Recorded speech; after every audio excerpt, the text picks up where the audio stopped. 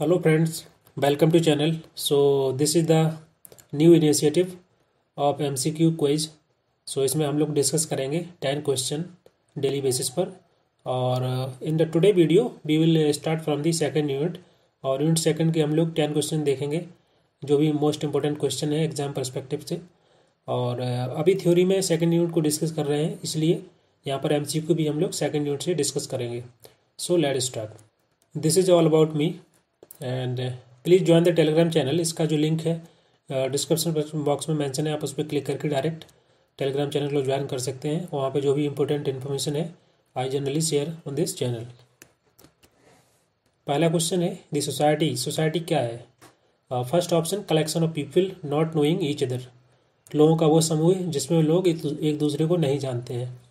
Option B collection of people knowing each other. लोगों का समूह जिसमें लोग एक दूसरे को जानते हैं। And the option C that is both A and B. Option A option B दोनों सही है, या option number D that is none of the above, इनमें से कोई भी नहीं है। सो सोसाइटी क्या है? सोसाइटी एक ऐसा ग्रुप ऑफ द पीपल जहाँ पर लोग एक दूसरे को जानते हैं, एक दूसरे से इंटरेक्ट करते हैं और एक दूसरे पे डिपेंडेंट भी होते हैं। उनके बीच में रेसिप्रोसिटी भी होती है, आदान प्रदान होता है। तो इसका option number B will be correct. Now the next question, question number 2। Who among the following define society as the her to complex pattern of norms. ये आपको बताना है इनमें से किसके द्वारा परिभाषित किया गया। यहाँ पर 4 थिंकर के नाम मेंशन है, आपको बताना है इनमें किसके द्वारा ये परिभाषित किया गया था कि जो सोसाइटी है, समाज है, झोपड़ी से जटिल मापदंडों के पैटर्न के रूप में बन के आया है। मतलब पहले जो सोसाइटी थी, जब लोग एक साथ में नहीं रहते थे, फिर धीरे धीरे लोग ग्रुप में रहना स्टार्ट किए, सो उसी को यहाँ पर हट बोला गया है। और फिर आज प्रेजेंट टाइम में जो हमारी सोसाइटी है दैट इज वेरी कॉम्प्लेक्स। सो आपको बताना है किसके द्वारा ही परिभाषित किया गया था, who define this. So the answer will be option number A, Lapiere के द्वारा इसको डिफाइन किया गया था। Now the next question number 3। Society is the complex of organised association and institutions within the community.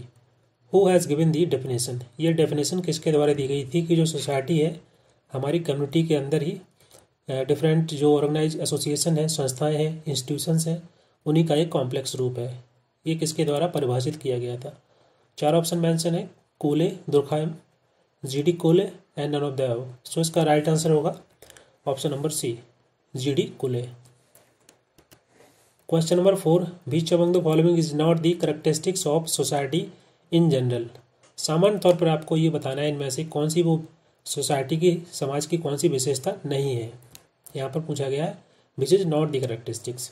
सो हमारी समाज की क्या क्या विशेषताएं होती हैं?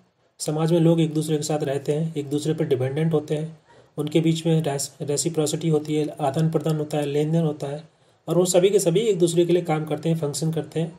और डिफरेंट उसमें संस्थाएं होती हैं जैसे कि फैमिली, मैरिज, इंस्टीट्यूशंस, कॉलेज, ये सभी के सभी संस्थाएं होती हैं। तो ऑप्शन नंबर सी इसका करेक्ट होगा, बिकॉज रेसिप्रोसिटी भी होती है समाज में, डिपेंडेंसी भी होती है एंड सोशल इंस्टीट्यूशंस भी होते हैं। सो ऑप्शन जो सी है दैट विल बी करेक्ट, कि इसमें पूछा गया कौन सी विशेषता नहीं है। तो उनके बीच में no higher division of labour, high level. इसमें बेसिकली क्या होता है कि समाज में जितने भी लोग होते हैं सबका अपना अपना काम होता है, तो डिवीजन ऑफ लेबर होता ही है उसमें, बट इसमें पूछा गया है, इसमें बोला गया नहीं होता है, तो यही आंसर सही होगा। Next question, question number 5। Reciprocity relation signify. आपको बताना है कि जो रेसिप्रोसिटी होती है, पारस्परिक संबंध होते हैं आपस में लोगों के बीच में, इनमें से कौन सा डिफाइन करता है, सिग्निफाई करता है? म्यूचुअल कॉपरेशन, लोगों के बीच में कॉपरेशन होना। ऑप्शन बी म्यूचुअल इंटरेक्शन, लोग एक दूसरे से इंटरेक्ट करते हैं।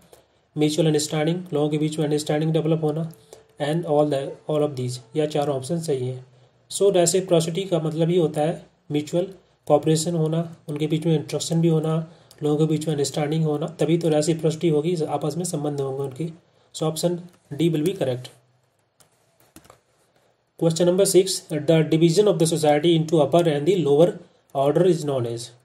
हमारा जो समाज है, सोसाइटी है, उसको डिफरेंट कैटेगरी में डिवाइड किया जाता है, एक अलग अलग स्तर पर। जैसे कि जो अमीर लोग हैं उनको अलग कैटेगरी में रखा जाता है, जो गरीब है उनको नीचे रखा जाता है। इसी प्रकार से सभी क्षेत्र में, चाहे सामाजिक से, चाहे पॉलिटिकल, चाहे सोशल, चाहे इकोनॉमिकल, तो आपको ये बताना है कि उसको क्या बोला जाता है जिससे हमारे समाज को अपर एंड लोअर ऑर्डर में रखा जाता है। उसको कास्ट, उसको क्लास बोला जाता है, उसको स्ट्रैटिफिकेशन या फिर डिफरेंशिएशन। तो डिफरेंशिएशन तो होगा नहीं, क्लास भी नहीं होगा, कास्ट भी नहीं होगा, स्ट्रैटिफिकेशन सही है। इसमें विभाजित किया जाता है अपर और लोअर ऑर्डर को। Option number C will be correct. इसका मतलब होता है सामाजिक सोशल स्ट्रैटिफिकेशन, सामाजिक स्तरीकरण। इसमें स्तर बनाए जाते हैं एक पैरेलल लूप में, और उसमें लोगों को रखा जाता है हायर ऑर्डर में, लोअर ऑर्डर में। Question number 7, any collection of human beings who are bonded into social relationship with one another is called as. आपको बताना है इनमें से कलेक्शन ऑफ पीपल, एक लोगों का संग्रह जिसमें लोग आपस में एक दूसरे के साथ सामाजिक रिश्ते बनाकर रहते हैं, उसको क्या बोला जाता है? Collection of the people of being who bonded into social relationship. So office, institutions, group और द फैमिली। जहाँ पर लोग काफ़ी लोग आपस में साथ में रहते हैं उसको एक ग्रुप बोला जाता है। Option number C will be correct. Question number 8, which of this statement best represent C Wright Mills idea. इनके द्वारा एक आइडिया दिया गया था सोशोलॉजिकल इमेजिनेशन का। सो आपको बताना है इनमें से कौन सा जो स्टेटमेंट है वो करेक्ट है। First option, that is understanding of difference between the classical theorist. जो क्लासिकल थ्योरिस्ट थे उनके बीच में जो डिफरेंसेस हैं उसको अंडरस्टैंड करना। And bringing together private troubles and public issue. जो पब्लिक इशू हैं और जो प्राइवेट समस्याएं हैं, ट्रबल्स हैं, उनके बीच में उनको साथ में लाना। या option C, that is seeing the social world as one made up of the social fact.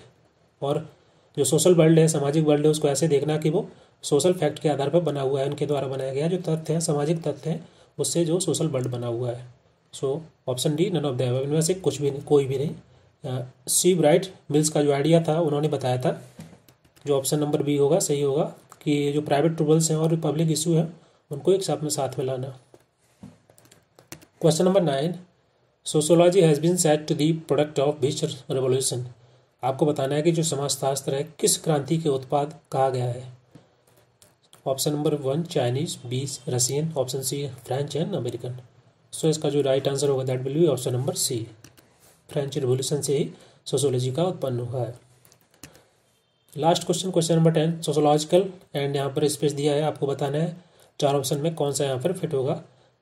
Allow people to see the relationship between their personal experience and the broader social and historical event. जो भी social और historical event हुए हैं उसके साथ अपने personal experience को साथ में रिलेशनशिप बनाना। आपको बताना है इनमें से कि किसके माध्यम से हो सकता है, किसके माध्यम से लोग अपने जो पर्सनल एक्सपीरियंस होते हैं और जो पुराने हिस्टोरिकल इवेंट हुए हैं या सोशल इवेंट हुए उनके बीच में संबंध बना सकते हैं। तो first option imagination, option B consciousness, option C theory and option D questions. So the right answer will be first, imagination.